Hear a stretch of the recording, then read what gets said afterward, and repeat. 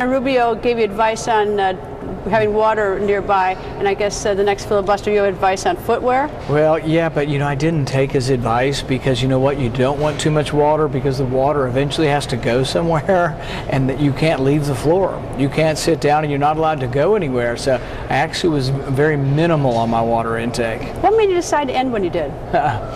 It was hard to pick an ending time because you want to have a victory. And ultimately today we had a victory because the White House finally conceded that we had a point and they answered our question. So that to me was a huge victory. But last night at midnight I didn't know it.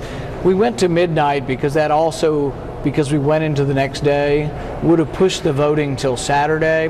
And as you know, you have a little leverage if people have to work on the weekend. And so our leverage today, if the White House wouldn't have responded, would have been, we'll see on Saturday for the vote. That sometimes speeds up the process of trying to get what we consider to be something very admirable, and that's that the president will obey the Constitution and there will be no drone strikes on Americans in America. One last question. How much longer do you think you had?